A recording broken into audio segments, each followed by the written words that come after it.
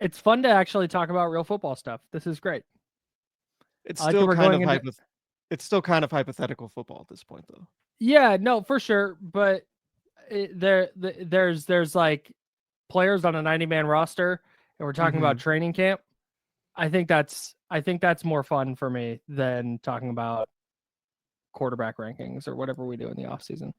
It's a blur for me. Just over the years, we were talking about this before the show, that we've been podcasting since late in the 2018 season. So going on, we're 6.5 years now. And all of the 49ers offseason quarterback drama, particularly this time of year, it's like, what's going to happen with Jimmy Garoppolo? What's going to happen with Trey Lance? Like, all that stuff. It's just nice that this offseason didn't include all of the quarterback drama. Brock Purdy's contract is done. Like, we can actually look at a depth chart and be like, this is what we're focusing on today. Yeah. Not some weird hypothetical, what if this happens situation involving the quarterback.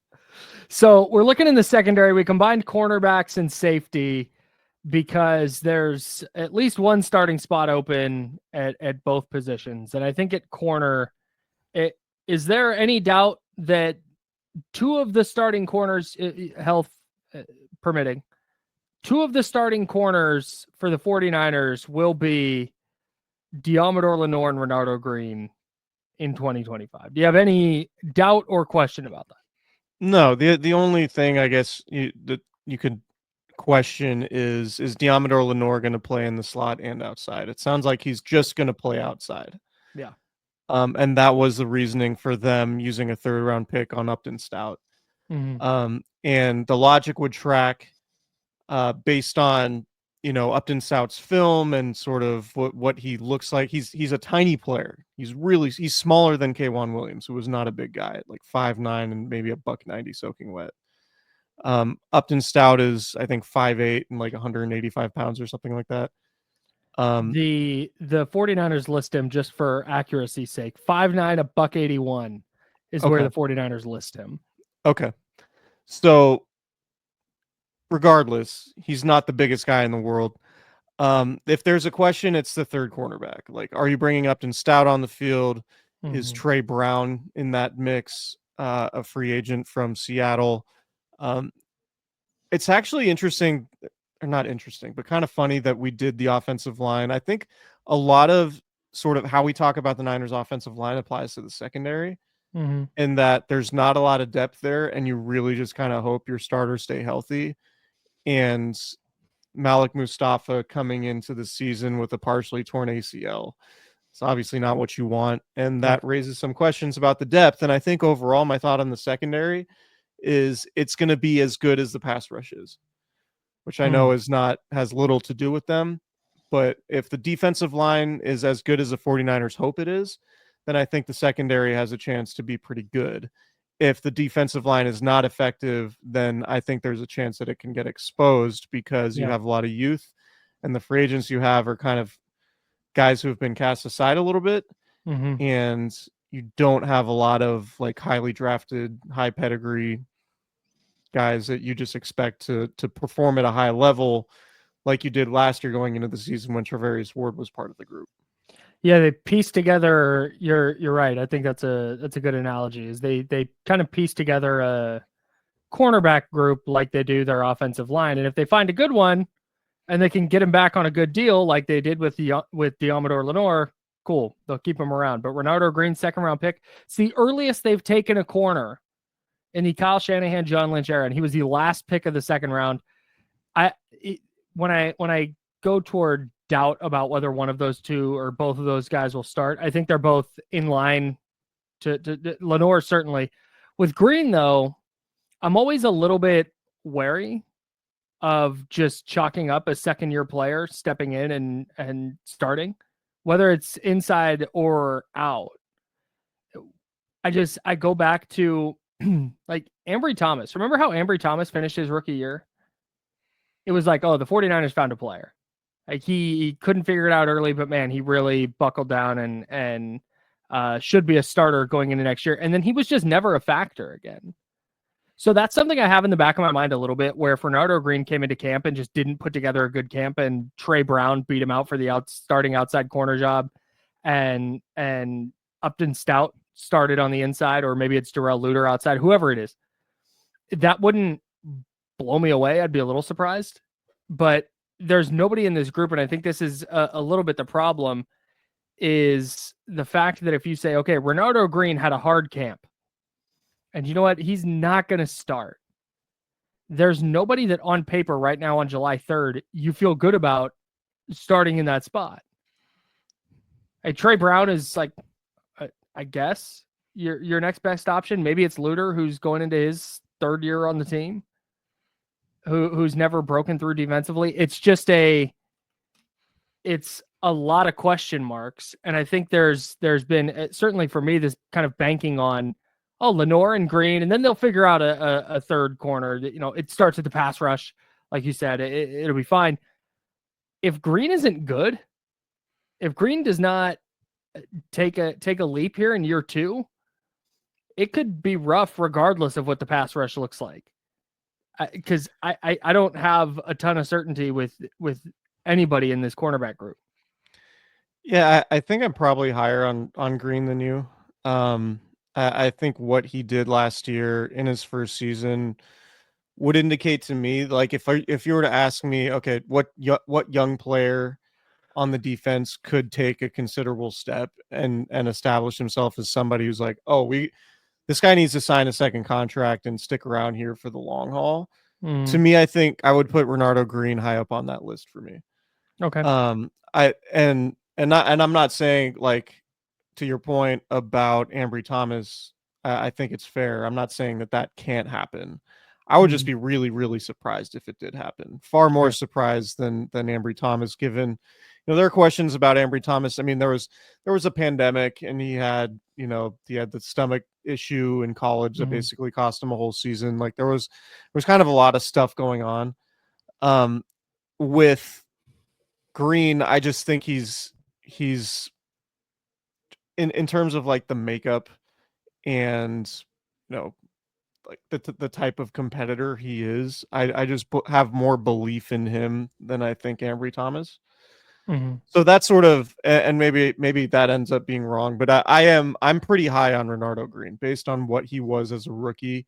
Yeah. Given like it's really, really mentally challenging to play cornerback in the NFL, particularly a rookie. And I thought he acquitted himself pretty well.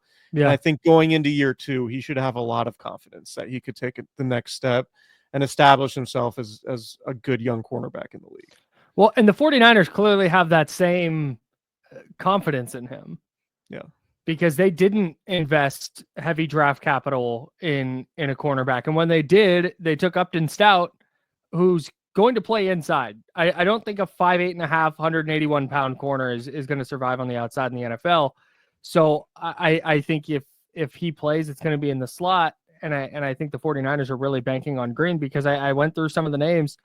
It's not like they went out. They didn't add anyone in free agency. They didn't add another outside corner via the draft. They added a couple in undrafted free agency, at least one. What's it? Jacob Robinson, I think his name is, from BYU, who they added in undrafted free agency. But they're heavily banking on Green being good. And then if that's the case, you feel way better about, okay, Green and Lenore can play inside. So whoever the third best cornerback is out of this group of 7 or 8 guys, however many it is on the 90-man roster, one of them will be a starting caliber corner. And if that's not the case, if you need to find 2 starting caliber corners here, I think you could wind up with a real problem. Yeah. And if there are issues like that, I think they probably come up early on in training camp, and then you see them maybe kick the tires on Asante Samuel Jr. or some of there's some name guys still available. Stephon Gilmore still available as a free agent as of now. I don't understand the Asante Samuel Jr. thing. Well, like he's coming off a neck injury. Now I understand. So, yeah, he's coming off a neck injury, and people are waiting for him to sort of get rechecked. Sure. And so that's what, the little bit of research I did, that's what came out of that. So that's definitely a possibility. Yeah, for sure. I think, like, in an ideal world, it's just, all right, Upton Stout's a baller right away, and you feel good about playing him. You feel good about Green, and then Diamador Lenore is just, continuing to Good step player. towards that like Pro Bowl level type cornerback, which I think he's probably there.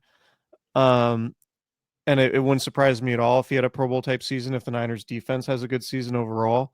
So I think that's what the 49ers are banking on. But yeah, like it's tough to feel great about the scenario given there are so many questions overall on the defense. Like if we knew the Niners pass rush was going to be absolutely elite like it was in 2019, then we'd be like, yeah, the secondary is probably going to be fine. I totally agree.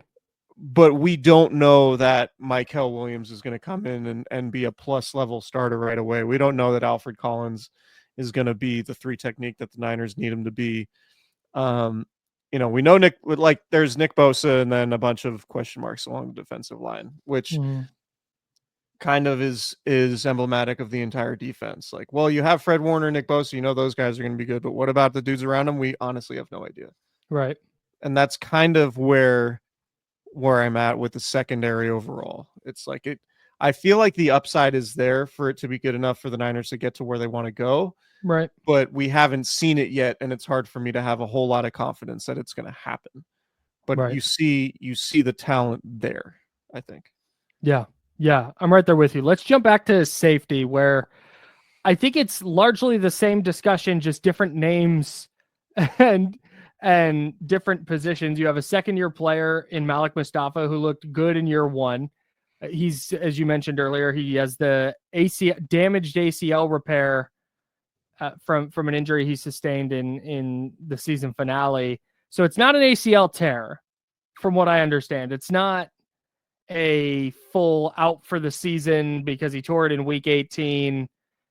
From what I understand and from what Nick Wagner reported, it's something probably closer to like a mid-season return for him.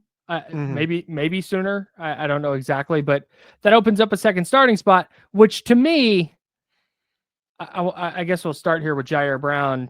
To me, Jair Brown was already in a battle for a starting job, just because I don't think he acquitted himself particularly well last year. But with Mustafa out, I think that helps solidify things at least a little bit for Jair Brown.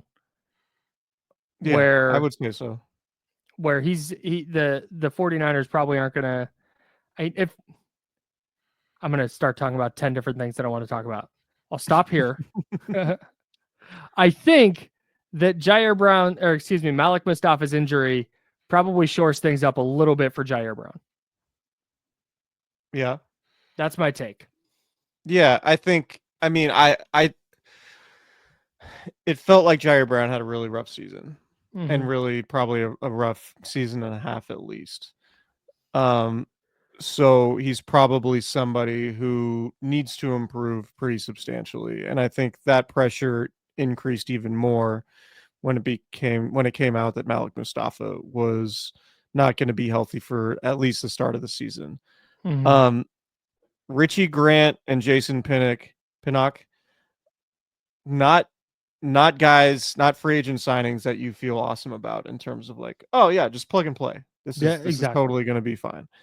I would guess that Richie Grant starts for Malik Mustapha alongside Jair Brown, and we'll have a better idea of what that looks like when training camp comes around. I'm also not ruling out George Odom as being part of that discussion because he's in the past, when he's been healthy and he's been dealing with injuries the last couple of years, but he's been in that mix to start when guys have been hurt or when guys have been, like young and developing. George Odom has gotten a lot of reps with the starters over the last couple of years in practice and in games, I think. So I'm not ruling him out. It feels like Pinnock and Odom are like mostly special teams guys, and you're just kind of looking at Grant likely to start, see what happens when Mustafa comes back. But those additions like Grant and Pinnock and Odom all feel like special teams guys to me, ideally. and you don't love, like, if you don't love where things stand, I think, at safety right now. And again, it's like you really hope Jair Brown gets better, and you hope the pass rush is good. So I agree with you on Odom and Pinnock. I think if Pinnock is having to play either corner or safety, you're probably not in a great spot. I want to talk about Richie Grant for a moment, though. Mm-hmm. This is going to be such a deep cut. If you're listening to a 49ers podcast on July 3rd and if this name rings a bell, you're a real sicko. I just want you to know that. Miles Hartsfield, friend of the program. Do you remember Miles Hartsfield at all? From last summer? A couple summers ago, I think. Yeah. So the idea was, it was a couple summers ago because he came over with Steve Wilkes from Carolina. And in Carolina, he did a little bit of everything in the secondary. And the thought was, this is the Jimmy Ward replacement. And then Miles Hartsfield didn't make the team. And I don't think he's played in the NFL since. I think Richie Grant is their attempt to rekindle a Jimmy Ward type of role for a player under Robert Saleh. Because if you go look at Richie Grant, who was not super impressive during 4 years at Atlanta, like nothing jumps out as special from his tenure there, but he had, according to Pro Football Focus, he lined up as a box safety on 643 snaps. He lined up as a free safety on 977 snaps. This is across 4 years. He lined up as a slot corner on 623 snaps and as an outside corner on 104 snaps. And that's not like 1 year he played corner, 1 year he played this. Like, no, that's spread out over the 4 years. Pretty evenly, actually. Mm-hmm. So I kind of wonder if they look at him as one, he has experience, but two, as a player who, okay, he's done all this stuff. Maybe he can fill this really specific role. And if he can't, then he's not going to be around. Kind of like Miles Hartsfield. Like, hey, you know what? You can't do a little bit of everything. You're not going to be a Swiss Army knife safety. Then you're not going to be around. Yeah, I think Jimmy, I see where you're going with that. I would say, I think Jimmy Ward, when he was playing, his best football, I would say he was probably one of the, top 8 free safeties in the league. Yeah, he was really good. So he was pretty limited to free safety until they started, like, on third down, like in the first Super Bowl and after 2019. There were the one of the things they did in that game was they just put Ward on Travis Kelce in man-to-man coverage, mm-hmm. and then played Charvarius more deep. They had a 3 safety look. To me, it feels like Richie Grant is kind of like a utility player, like in a baseball sense. Sure. Like, we have an injury, or we're going against a left-handed pitcher. This guy who's been playing second base or pinch hitting for us, we're going to give him a start in left field. Mm-hmm. Right? Like, if Upton Stout is hurt, then maybe Richie Grant can play in the slot. If your third corner is hurt, then maybe Richie Grant, or with Malik Mustapha hurt, maybe you need him to play either or both of the safety spots. Like, that's sort of how I look at it. Not like, because I think Jimmy Ward was unique in just how good he was, in that he was a really good free safety, but he was also really good in man-to-man coverage as like a corner, as a cover corner guy. Mm-hmm. I don't know that Richie Grant is necessarily that, but I think, to your point, his versatility could be useful, because in a season you might be missing any given guy at any given position, and you have one of your active 46 or 47 guys who can say, all right, he can play safety, he can play in the slot, he can play out wide, and you don't feel absolutely terrible about it. Yeah. I'm sorry, I lost my page here. The name we haven't brought up yet that is one of my weird kind of preseason obsessions. I kind of think Marquise Siegel, the 5th round pick from Kansas State, is going to start. Forgot about Siegel. The athletic profile on him is kind of nuts. And when you consider that he'd be lining up next to either Malik Mustapha or Jair Brown, who are fine athletes, but not super rangy, like jump off the screen athletic. I think having a player like that in the back end of the secondary might be really helpful. And if he puts together a good camp, it wouldn't shock me at all if they try and drop him into the starting lineup, especially considering like in past years, they've really been all in on winning a Super Bowl. And not to say that they're not trying to win one this year, but I do think that there's more of a door to a player like Marquise Siegel starting this year, since the future has been very much in mind. And they'd be okay with, you know what, lost a game or two because Marquise Siegel blew an assignment here and missed a tackle there, but he's getting really valuable experience, and we think it's in service of him being a really high quality player down the line. I don't think they would have done that over the last couple 2-3 years where they were really trying to maximize their window. Mm-hmm. And so if your options are Richie Grant, 4-year veteran, kind of does a little bit of everything. Jason Pinnock, who's played a lot of football, but again, hasn't really been anything to write home about as a player. George Odom, who's been a special teamer his entire career. If your options with Malik Mustapha out are those players, and then your rookie 5th-round pick, who's a super athlete, I think I'm just going to go with the super athlete and hope he figures it out. Yeah, that's a good point. And Siegel is really interesting because when you watch him play at Kansas State, he just plays so fast. Yes. Like he flies around the field and covers so much ground. That was, I think, the most impressive thing about him. And in that too, he's also like pretty versatile. Mm-hmm. Like he has a background at cornerback. He obviously can play safety. So yeah, that's I think he's going to be more a bigger part of the discussion as time goes on. I think he kind of, after the draft, believe he was dealing with an injury during the offseason program that prevented him from practicing. So it feels like he might not necessarily be hitting the ground running at training camp, which might make it a little tough on him. But I'm with you in terms of like the upside and what like an ideal scenario would be. It would be that like, oh, Marquise Siegel is super fast and his speed on the back end really plays. And now you have youth and speed on the back end of the defense, potentially covering up some of the mistakes that, you know, your cornerbacks might be dealing with.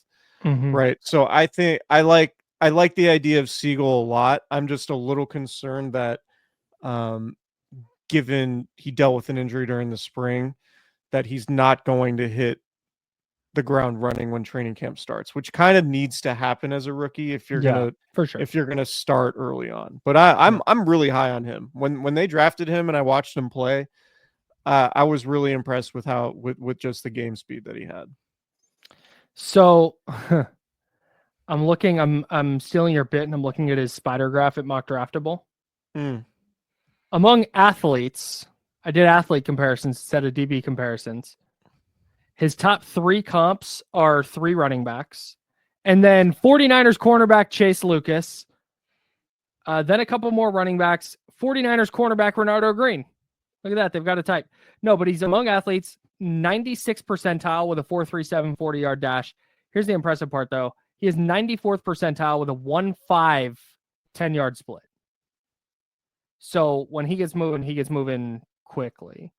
And I think that on a defense that really lacked athleticism last year, and it showed, if you get the opportunity to drop this guy in and get him some burn early, and again, it's totally dependent on training camp. If he gets some early burn, it might just be him locking down a starting spot for kind of the foreseeable future. Yeah, for me, so I'm with you on that idea. I think that's really interesting. I would say, like, in terms of breaking training camp, probably 5 safeties, right? Do you have Malik Mustapha on an injury list to open the season? Probably. So your safeties on the 53, Jair Brown, Richie Grant, Jason Pinnock, George Odom, Marquise Siegel, right? Yeah. 1, 2, Jair 3. Brown, Siegel, Odom. And then I think you take one of Pinnock or Grant. So only 4 safeties. I mean, it could be. It kind of depends on other position groups. I don't want to step on our 53-man roster projection pod coming up. But the point being in that, like, when Mustapha comes off an injured list, you're probably getting rid of one of those guys. And my guess would be, probably Pinnock or Grant if things don't go well with Grant. But yeah, Siegel is a really intriguing pick, and he's a 5th rounder, and it just feels like the 49ers are far more likely to hit on a 5th round pick than like a 3rd or 4th round pick for whatever reason. So I'm in on the idea of Siegel's long term. My thing with Siegel might be, like, if he's starting, it might be more likely to happen in 2026 and 2025. But I think in an ideal world, he starts for you this year just because of how fast he is. And like, given what Grant and Pinnock did previously, not great players at their previous stops and why they're available for cheap. Mm-hmm. So ideally somebody you draft in the 5th round would become like a pretty good player for you. Yeah. I thought the same thing about Malik Mustapha, and he winded up starting last year because Talanoa Hufanga got hurt. So I'm just kind of rocking with that and thinking the same thing thinking history might repeat itself. Anything else on the 49ers secondary? Going into training camp, that is? Yeah, Robert Saleh's got to cook this year.